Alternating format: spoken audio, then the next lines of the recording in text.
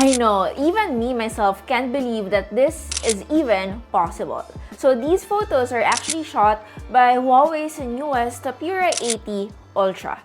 I've tested my fair share of Ultra phones. Ang dami na nating na-review at na-feature na ganitong phone. But this Huawei Pura80 Ultra, this one got me really hyped. From the design alone, the industry's first switchable dual telephoto camera, you can tell that Huawei wasn't playing around and they might just be back in the camera game in a big way. And quite literally, because that is huge. Well, actually, Huawei launched a total of 3 phones under this series. Other than these, we also have the Pura80. And you know what? Looking back, kung maaalala nyo, yung first ever Huawei phone that I ever reviewed from this lineup was the P30. If naabutan nyo yon, mag-asawa na kayo. And up to now, that is still one of their most globally successful phones. But you know what? The journey actually started way before that. From the super slim P6 all the way to today's Pura80 Ultra with its switchable dual telephoto camera, Huawei has always been pushing smartphone photography forward. And even with all the software limitations they faced over the years, they never really stopped innovating. And wag kayong malito, this is still under the series of P. If you remember, pinalitan nila yung P nila to Pura. And I'm guessing this is not just a rebrand. It's Huawei's doubling down on premium design and powerful imaging, keeping their camera identity stronger. Enough with the throwback, let me share with you guys yung itsura ng packaging nila. It's in this square box, malaki siya. Siyempre, malaki din yung device natin. Removing the sleeve, we got here, of course, the Huawei Pura80 Ultra with the X-Mage branding and a Kunlun glass. The smartphone itself, I got it in Prestige Gold. And of course, it has the Dazzling forward symbol. A triangle that is pointing forward, and alam mo agad na it is a Huawei phone. Actually, this Prestige Gold is very eye-catching. Although medyo fingerprint magnet siya, buti na lang, the case it comes with it is very nice looking. Medyo kamukha niya yung pattern doon sa previous Huawei Pura Ultra that we also featured here. I honestly really like the case, lalo na if medyo nagsawa na kayo dun sa gold design niya. And aside from this, we got a 100 watts Huawei Supercharge and a USB-C Type-C charging cable. Alright, so now that you already know what to expect if ever you were to get one, let's talk about the cameras. Ano ba kasing meron sa phone na to? Bakit siya laging pinag-uusapan online, lalo na yung camera capability niya? And why is the camera module huge? It is because the Huawei Pura80 Ultra combines 2 new in-house technologies. Unang-una, meron tayong bagong 1-inch main sensor with an impressive 16 dynamic levels. And then on the other hand, we also have the industry's first switchable lens based on a 1/1.28-inch sensor. And actually, makikita nyo yan once you look at its camera. Pag tinilt nyo ng onte, makikita nyo na parang may 4 na reflection. And para mas madali nyong maintindihan, meron lang isang sensor pero gumagamit siya ng mechanical shutter para mag-switch between 2 optical lens. And yup, tama yung narinig nyo, 1 sensor, pero 2 yung zoom levels niya, 3.7x and 9.4x. Aside from this 50 megapixel sensors with 2 separate lenses nga, it is also accompanied by a 40 megapixels ultra-wide camera. And honestly, this is probably one of the best ultra-wide lens you can get on a phone. Anyway, since gumagamit nga sila ng isang malaking sensor, mas consistent yung lighting, yung detail, and even clarity. Lalong-lalo na if you love zooming in with your shots. At the same time, very true to life din yung colors, probably because of the ultra chroma camera, wherein the photos will have a more vibrant color into it, bringing an authentic and vivid quality to all your shots. And at the same time, I also love that they were able to maintain the main camera's variable aperture covering f1.6 to f4.0 range at 16 stops, which is possible because of Huawei's 1-inch ultra lightning HDR camera and yung kanilang self-developed TCG. And to simply put that, para mas magets nyo din in layman's, ito yung kauna-unahang phone with a real 2-in-1 zoom camera system, wherein it can give you sharp shots at both medium and far distances. Makikita nyo naman to sa mga sample photos that is already showing up now. Making it also ideal for portraits and quick close-ups, even at 220mm or about 10 times magnification zoom. That is again very ideal for capturing subjects from far away, making also the background look closer to the subject.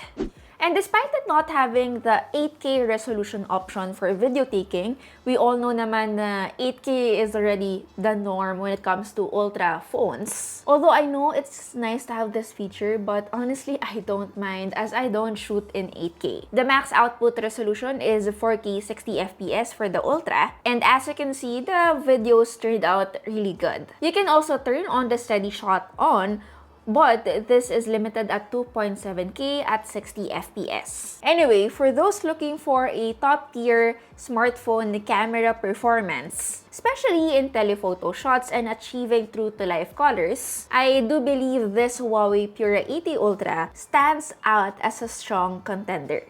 Alright, so now na alam nyo na agad kung gaano kaganda yung camera performance nitong Huawei Pura80 Ultra, let's talk about the design. Una, ano bang pinagkaiba nitong Pro dito sa Ultra? Huawei Pura80 Pro has the same flagship base specs. It supports the same 6.8-inch LTPO OLED display as the Ultra, but in terms of weight, this one's lighter at 219 grams. And that is versus the 233 grams of the Ultra. And that is obviously because of the camera hardware this one has. At the same time, the Huawei Pura80 Ultra uses a second-gen Crystal Armor Kunlun glass, while the Pro only uses the Kunlun glass second generation. In terms of color options for the Ultra, again, this is the Prestige Gold. Pero kung hindi nyo bet masyadong flashy, you can always opt for the Golden Black. And then for the Pro, tatlo yung pagpipilian. So aside from this white, there's also the glazed red and the glazed black. Anyway, since the Ultra is the main topic of this video,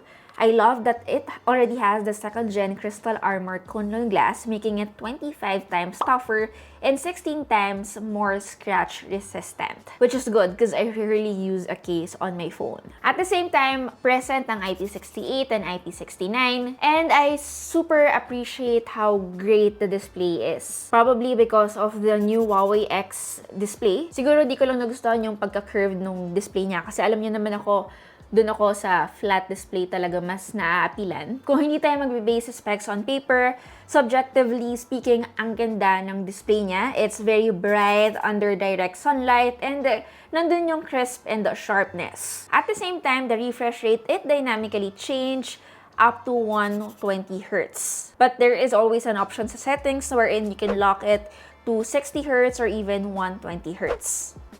Alright, so now let's talk about the AI features and even the overall performance. First is the battery. Again, we have here the global version already, which means we got a 5,170 mAh. Huwag kayong malilito at mag-expect na 5,700 siya because that one is the Chinese version. But despite the 500 plus difference, again, I think this is because of regulations. This 5,170 mAh still is pretty solid capacity-wise. This is both browsing and video streaming. Now, in terms of the charging speed, this is where the Huawei Pura80 Ultra really excels. Imagine guys, it supports 100 watts of wired charging, wherein from 0 to full, inabot lang ng 40 minutes. At the same time, it is also capable of 80 watts wireless charging. This we weren't able to really try kasi wala naman kaming ganito kabilis na speed na wireless charger. And then in terms of AI experience, meron din to, which is dapat lang naman din kasi it's a flagship device. Meron silang mga AI features with the Huawei Pura80 series, not just this Ultra. It has AI best expression, AI gesture, and then if you want additional AI features, pwede kayo mag-download ng Google Gemini, wherein again, in terms of like downloading your favorite applications, possible to through App Gallery or Gbox.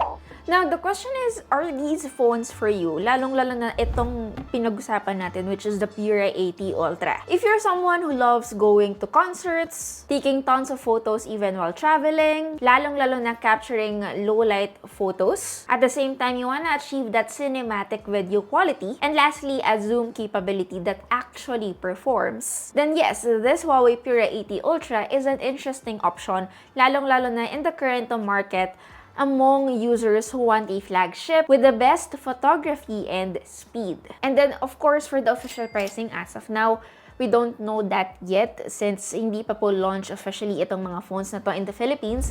But I will be happy to share that sa description natin sa baba. And of course, I will be linking it somewhere here for the YouTube shopping directing to Shopee. Again, it's your Tech Girl Mary, and see you in our next video. Bye!